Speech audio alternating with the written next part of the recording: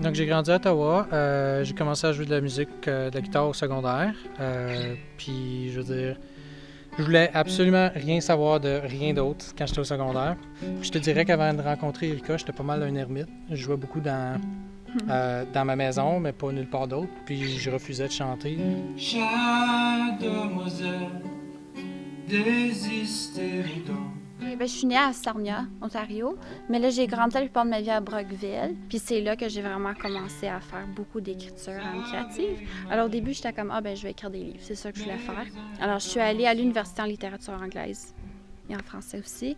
Et, mais là, à travers toute mon université, je pensais, je veux faire de la musique. N'avez-vous donc jamais appris?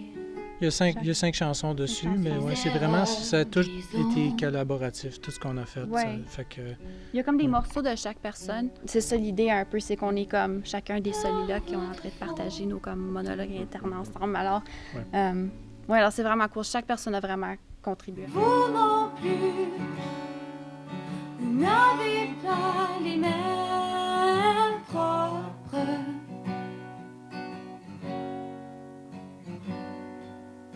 Quelqu'un, quelque part, emporte le séquel. c'est ici qu'on a joué l'une des premières fois.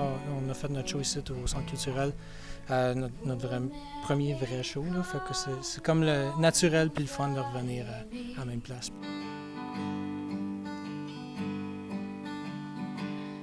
Alors dansons la valse des damnés. Le Centre culturel Frontenac qui a toujours été vraiment impliqué. Ils voulaient toujours comme nous inclure comme dans leurs événements. C'est le fun de faire des choses dans notre ville pour notre ville aussi. Mais que non,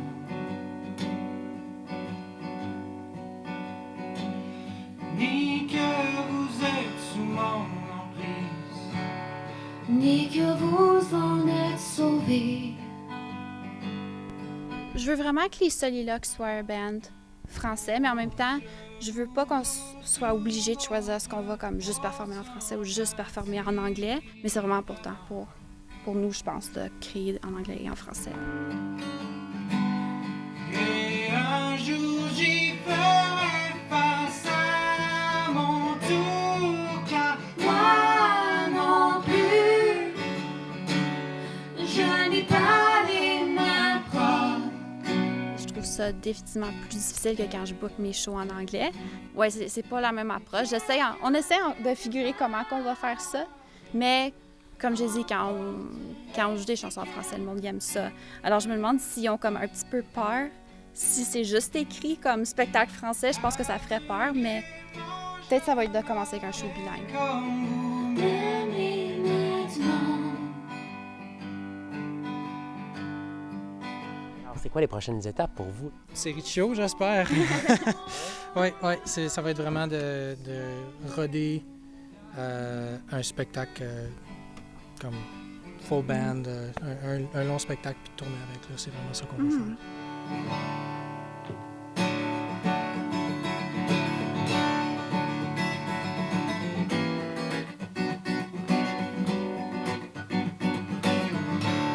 Mais on va certainement penser à ce qu'on veut pour les prochaines années puis se faire un timeline puis tout ça parce que depuis le début, on dirait qu'on court à éteindre des feux.